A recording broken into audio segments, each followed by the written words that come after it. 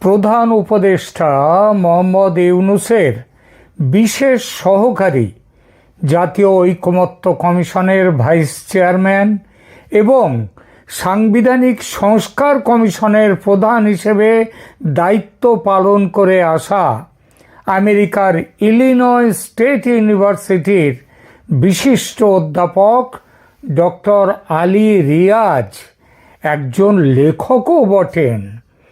একই অঙ্গে এত রূপের ও গুণের অধিকারী মানুষটি আগামীকাল 17 ফেব্রুয়ারি ইউনূস সরকারের পতন ও তারেক জিয়া সরকারের ক্ষমতা গ্রহণের পর গ্রেপ্তার হতে যাচ্ছেন বলে ঢাকার আকাশে বাতাসে জোর জল্পনা শুরু হয়েছে। গ্রেপ্তারের দুটো কারণ ভাসছে বাতাসে। একটি হলো সংবিধান সংস্কারে তার অতিরিক্ত আগ্রহ এবং তার সভাপতিত্বে তৈরি সংস্কার কমিশনের বিভিন্ন সুপারিশ নিয়ে বিএনপি দলের সঙ্গে তার তীব্র বিরোধ। জুলাই চার্টারে যেসব সুপারিশ করা হয়েছে তার বেশ কিছু প্রধান ধারা নিয়ে বিএনপি দলের তীব্র আপত্তির কথা এখন আর গোপন নেই। বেশ কিছু বিশ্বস্ত সূত্র থেকে পাওয়া খবর অনুযায়ী আলী রিয়াজের সঙ্গে বিএনপির বিভিন্ন নেতা, এমনকি মহাসচিব মির্জা ফখরুল ইসলাম আলমগীর সাহেবের ঝগড়া অনেক সময় শোভনতার সীমা অতিক্রম করে যাকে বলে একেবারে হাতাহাতির পর্যায়ে চলে যাওয়ার মতো নাকি হয়েছিল। এখন নির্বাচনের ফল প্রকাশের পর বিএনপির সরকার গঠন যখন কেবলমাত্র আর কয়েক ঘন্টা দূরে, তখন বাংলাদেশের ক্ষমতার অলিন্দে কানাঘুষো চলছে আলী রিয়াজকে শিক্ষা দেওয়ার ব্যবস্থা নাকি বিএনপি নিয়ে ফেলেছে। তবে বিএনপি এই শিক্ষা দেওয়ার ব্যাপারটি রাজনীতি মুক্ত রাখতে চায় এবং প্রতিহিংসা মুক্ত রাখতে চায়। কেউ যাতে মনে না করে যে মোহাম্মদ ইউনূসের সরকারের মতো রাজনীতির পথে চলে এই জিনিসটা করতে যাচ্ছে। বিএনপি রাজনীতির স্ট্যাম্প লাগাতে চায় না বিএনপি ইউনূস সরকারের মতো সব কাজে। তাতে সরকারের ভাবমূর্তি যেমন ক্ষুণ্ণ হবে না, তেমনি আইনের শাসনের প্রবর্তন দেওয়ার বার্তাও যাবে জনগণের কাছে। তাতে সরকারের প্রশংসাও জুটবে। আর এজন্য সংবিধান সংস্কার কমিশনের সুপারিশ নিয়ে বিএনপি নেতাদের অপমান করার বিষয়টিকে অন্য একটি বিষয়ের মলাটের আড়ালে ঢেকে ডক্টর আলী রিয়াজকে শিক্ষা দেওয়ার সিদ্ধান্ত নিয়েছে বিএনপি নেতৃত্ব। মলাটে থাকবেন কে থাকবেন? মলাটে থাকবেন কবি এবং খ্যাতনামা মুখ অতন্দ্রা রিপা। তিনি গত নভেম্বরে একটি গুরুতর অভিযোগ এনেছেন আলী রিয়াজের বিরুদ্ধে।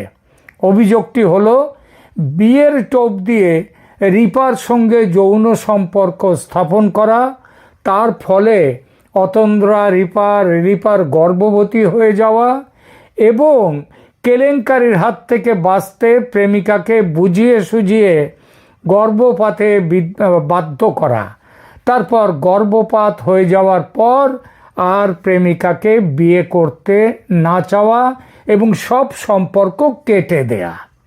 ক্ষুব্ধ প্রেমিকা তখন পুলিশের কাছে যান নালিশ করতে। কিন্তু ইউনূসের পুলিশের সাধ্য কি যে ইউনূসের বন্ধুকে ধরে? যেখানে খুনের দায়ে অভিযুক্ত ব্যক্তিরা বুক ফুলিয়ে ঘুরে বেড়ায় বাংলাদেশের রাজপথে, সেখানে ডক্টর আলী রিয়াজের মতো পণ্ডিত মানুষ, গুণী মানুষ ধর্ষণের মতো সামান্য অপরাধে, কথা ভাঙার অপরাধে, ছলনার অপরাধে হাজতে ঢুকবেন? এমনটা হয় কখনো? হয় না। সবচেয়ে বড় কথা, দেশের কাজ করবার জন্যে যিনি তার স্ত্রীকে সেই সুদূর আমেরিকায় রেখে ঢাকায় বিরহী জীবন কাটাচ্ছেন, তার কি এই প্রচণ্ড কাজের মধ্যে একটু আনন্দ নারী সঙ্গ পাওয়ার অধিকার নেই? আরে বাবা, দেবতাদের পর্যন্ত মতিভ্রম হয়, আর আলী রিয়াজ তো সামান্য মানুষ। ইউনুসের মতো 86 বছরের বুড়ো হাবড়া নন, কিন্তু তার নামেও তো ওঠে কি যেন লামিয়া মুর্শেদ, আরও সব কত কি নামটাম আছে, যাকে যাক সেসবগুলো থাক। তো কথা হলো গিয়ে, ইউনুসের মতো 86 বছরের বুড়ো হাবড়া নন আলী রিয়াজ, সবে 68 বছর বয়স তার। তাই অতন্দ্র রিপার সঙ্গ সুখ নিতে তিনি গেছেন। আর সেই প্রক্রিয়ায় সন্তান আসাটা তো স্বাভাবিক, অস্বাভাবিক কিছু হয়নি। যেটুকু অস্বাভাবিক সেটা হলো রিয়াজ সাহেবের বিয়ের টোপ দিয়ে মহিলাকে শয্যায় টেনে আনা। আচ্ছা, টেনে না হয় আনলে, কিন্তু এই রকম একটা বড় ভুল বলুন আর অপরাধ বলুন, কিভাবে করে ফেললেন এত বড় পণ্ডিত মানুষটা? যদি প্রিকশন নিয়ে, বাজারে তো অনেক কিছু পাওয়া যায় ওষুধপত্র, সেসব নিয়ে শয্যায় যেতেন, তাহলে তো আর এই হ্যাপায় পড়তে হতো না। আমেরিকায় আলী রিয়াজের এক পত্নী আছেন, তার নাম সগুপ্তা জাবিন। তাদের একটি বড় মেয়ে, তাদের একটি কন্যাও আছেন। তিনি যথেষ্ট বিবাহ হয়েছে শুনিনি এখনো, তবে বিবাহযোগ্যা। যতটা খবর পেয়েছি, আলী রিয়াজের পত্নী সগুপ্তা জাবিন, তিনি পেশায় ইঞ্জিনিয়ার, খুব রাশভারী এবং জাদরেল গোছের। আলী রিয়াজ তাকে বলেছিলেন অতন্দ্রা আমেরিকায় আসবে না কখনো। মানে সব কিছু ফাঁস হয়ে যাওয়ার পর তিনি বলেছিলেন স্ত্রীকে, আলী রিয়াজ, অতন্দ্রা রিপা আমেরিকায় আসবে না কখনো, সে ঢাকায় থাকবে। সগুপ্তা আমেরিকার বিবি আর রিপা হবে আলী রিয়াজের ঢাকার বিবি। রিয়াজ সাহেব এটাও নাকি জানিয়েছিলেন যে তিনি কথা দিচ্ছেন শাস্ত্রে 4টির পারমিশন থাকলেও বাকি জীবনে আর কোনো বিয়ে তিনি করবেন না। কিন্তু কাজ হয়নি এসব কথায়। ফলত সত্যিটা হলো যে কবি রিপাকে তিনি বলতে বাধ্য হয়েছেন যে ক্ষমা করো প্রিয়া। প্রিয়া ক্ষমা করেননি, গেছেন পুলিশে। কিন্তু ঢাকার মানুষ হলেও কবি মানুষ তো, 1.5 বছরেও এত কিছু দেখলেন, তবু চিনলেন না ইউনুস জমানার পুলিশকে, ইউনুস জমানার আইন কানুন পরিস্থিতিকে। ফলে যা হবার তাই হয়েছে। প্রতারণার অভিযোগে অভিযুক্ত বুক ফুলিয়ে, মানে অভিযুক্ত আলী রিয়াজ বুক ফুলিয়ে গলায় মালা ঝুলিয়ে সভা সমিতিতে ভাষণ দিয়ে বেড়াচ্ছেন এখনো পর্যন্ত, হাততালি কুড়োচ্ছেন। আর বেচারি অভিযোগকারিণী, তিনি হাজতে দিন কাটাচ্ছেন। পুলিশ তাকে আদালতে হাজির করেছে আটক করার 5 দিন পর, শোনা যাচ্ছে 120 ঘন্টার মাথায়। সুতরাং তার জন্য জজ সাহেব পুলিশকে যে একটু বকে দেবেন যে কেন বাবা তোমরা 24 ঘন্টার মধ্যে আনোনি, কেন এত 5 দিন সময় লাগলো। কিন্তু পুলিশকে যে বকে দেবেন সেটাও জজ সাহেব বকেননি। উল্টে মিথ্যে কথা বলার জন্য একজন মানি লোকের চরিত্র হনন করার অভিযোগে বিচারক বেচারি ওই মহিলাকে, অতন্দ্রা রিপাকে জামিন দিতেও ভয় পাচ্ছেন। তবু বলবো ভাগ্য ভালো অতন্দ্রা রিপার। এই জন্যেই ভাগ্য ভালো বলছি যে বন্দি হওয়ার 3 মাসের মধ্যেই ইউনুসের বিদায় হচ্ছে। আর ইউনুসের বিদায় মানে বন্ধু আলী রিয়াজেরও বিদায়, এই উপদেষ্টা পরিষদের বিদায়। উপদেষ্টা পরিষদ কোথায় পালাবে এখন সেই চিন্তায় ব্যস্ত। নির্বাচনে তারেক রহমানের এই বিপুল জয় না হলে কত কি ষড়যন্ত্র যে এতক্ষণ শুরু হয়ে যেত বাংলাদেশে, তার ঠিক নেই। চাকা ঘুরেছে বলেই তো অতন্দ্রার জেল হাজত থেকে বেরোবার সম্ভাবনা তৈরি হয়েছে, আর রিয়াজ সাহেবের জেলে যাওয়ার সম্ভাবনাও তৈরি হয়েছে। আর বিএনপির পরিকল্পনায় জুলাই চার্টারের দায়ে রিয়াজ সাহেবের ঝুঁটি ধরে টান মারা নয়, টান মারা হবে এক মহিলাকে বিয়ের টোপ দিয়ে তার সঙ্গে যৌন সংসর্গ করা এবং তাকে প্রতারণার অভিযোগ। দেখুন, আইনের একটা মৌলিক নীতি হলো ইকুয়ালিটি বিফোর ল, বা আইনের চোখে সবাই সমান। কিন্তু অতন্দ্রা রিপা এবং আলী রিয়াজকে কেন্দ্র করে সাম্প্রতিক ঘটনাবলী সেই নীতিকে এক বড় প্রশ্নচিহ্নের সামনে দাঁড় করিয়ে দিয়েছে। একটি গণতান্ত্রিক বা সংস্কারমুখী রাষ্ট্রে অভিযোগকারীর তো সুরক্ষা পাওয়ার কথা, কিন্তু বাংলাদেশে দেখা যাচ্ছে উল্টো ছবি। যখন একজন নারী একজন ক্ষমতাধর ব্যক্তির বিরুদ্ধে সুনির্দিষ্ট অভিযোগ আনেন, তখন কোনো তদন্ত না করেই তাকে চরিত্র হননকারী তকমা দিয়ে গ্রেপ্তার করা এবং আইনি সময়সীমা লঙ্ঘন করে 120 ঘন্টা আটকে রাখা স্পষ্টতই ক্ষমতার অপব্যবহার। এখানে তো আলী রিয়াজ মামলা করেননি যে তার চরিত্র হনন করেছে, মানহানি মামলা, সেটা তো আলী রিয়াজ করেননি। একটি মহিলা, একটি মেয়ে অতন্দ্রা রিপা মামলা করেছিল যে তাকে প্রতারণা করা হয়েছে, কিন্তু কি করা হলো, তাকেই অতন্দ্রা রিপাই এখন জেল হাজতে। আর আলী রিয়াজ, ওই যে বললাম, মালা ঝুলিয়ে গলায় তিনি ভাষণ দিয়ে যাচ্ছেন। আলী রিয়াজ, এটা এই যে ব্যাপারটা, এটা তো একেবারে স্পষ্টত ক্ষমতার অপব্যবহার।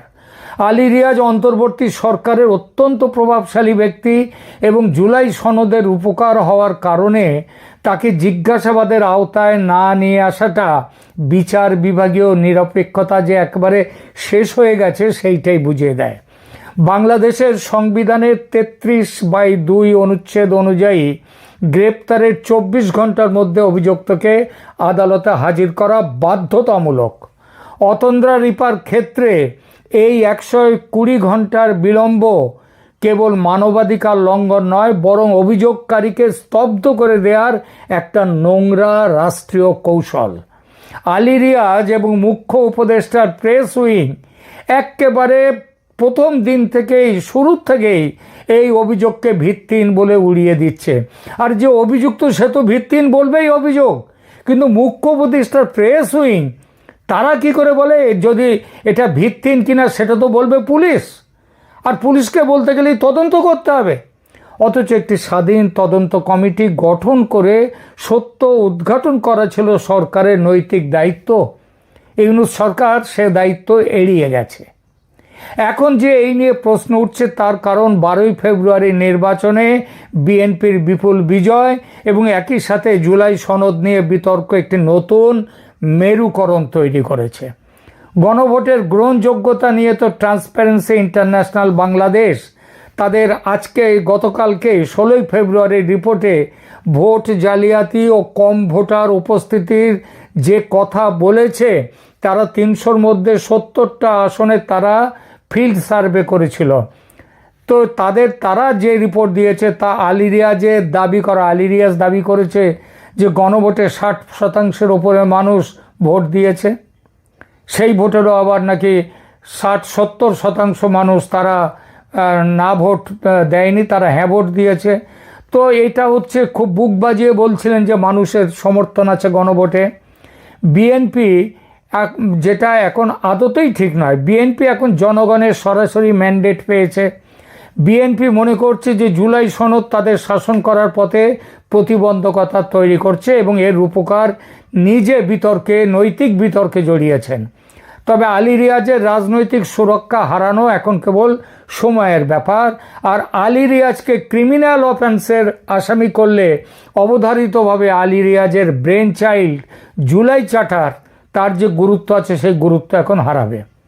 আলী রিয়াজ আজকেও গতকালই বলেছেন যে কাল নাকি সাংসদরা দুবার শপথ নেবেন, একবার সাংসদ হিসেবে আর একবার তারা ওই যে গণভোটের সংস্কার পরিষদের তার সদস্য হিসেবে যে জুলাই চার্টার গ্রহণের ব্যাপারে। কিন্তু তা হবে না সেটা বলে দিলাম, কাল মিলিয়ে নেবেন। বিএনপি মানবেই না এই প্রস্তাব। বিএনপি এখন বলছে যে যা কিছু হবে সংবিধানের মধ্যে থেকে হবে, সংসদে বিল পাস হবে, যদি কোনো যে সমস্ত সংস্কারগুলো করতে হবে সেটা সংবিধানে বিল পাস করে করতে হবে। তাই তারেক রহমান সরকারে বসেই আলী রিয়াজকে গ্রেপ্তার করবেন, এই গুঞ্জন এখন ঢাকার আকাশে বাতাসে ঘুরে বেড়াচ্ছে। এখানে এই গুঞ্জনের দুটো দিক আছে। একটা হচ্ছে ন্যায় বিচার দেয়া, অতন্দ্রা রিপার অভিযোগের ভিত্তিতে একটি স্বচ্ছ নিরপেক্ষ আইনি প্রক্রিয়া শুরু করে আলী রিয়াজকে বিচারের মুখোমুখি যদি করা হয়, তবে তাতে সেটা অতন্দ্রা রিপার, যিনি অভিযোগ করেনি, তার তার সে যে সুবিচার পেল সেটা দেশের মানুষ জানবে এবং দেশের শুভবুদ্ধি সম্পন্ন মানুষ তাকে সমর্থন দেবে। আর আইনের শাসনের ব্যাপারটাও আছে। বিচার চাওয়ার অধিকার যেমন অতন্দ্রা রিপার আছে, তেমনি আলী রিয়াজেরও আত্মপক্ষ সমর্থনের সুযোগ আছে। তবে অভিযোগকারীকে জেলে রাখা হবে আর অভিযুক্তকে সরকারি প্রোটোকল দিয়ে তাকে সম্মানের সঙ্গে ঘুরিয়ে বেড়ানো হবে, এটা কোনোভাবেই আইনের শাসন হতে পারে না। কোনো ব্যক্তি, সে যত বড় থিঙ্ক ট্যাঙ্ক বা প্রভাবশালী হোক না কেন, আইনের ঊর্ধ্বে নয়। অতন্দ্রা রিপার বিচার চাওয়ার অধিকার যেমন সাংবিধানিক, তেমনি ক্ষমতার আশ্রয় থেকে আলী রিয়াজের তদন্ত এড়ানো একটি অপরাধ, বড় অপরাধ, নৈতিক এবং সাংবিধানিক। বিএনপি সরকার যদি এই বিষয়টি স্রেফ রাজনৈতিক প্রতিহিংসা হিসেবে তো তারা দেখবে না এবং সেভাবে প্রচার না করে নারীর অধিকার রক্ষা এবং নারীকে ন্যায় বিচার দেয়া এই হিসেবে যদি প্রতিষ্ঠিত করতে পারে, গুরুত্ব দেয়, তবে তা বাংলাদেশে গত 18 মাস ধরে যে কুশাসন চলেছে, যে আইনহীনতা চলেছে, যে বিচার ব্যবস্থার যে সর্বনাশ হয়েছে, সেই বিচার ব্যবস্থায় একটি ইতিবাচক দৃষ্টান্ত হয়ে থাকবে এই ব্যাপারটা।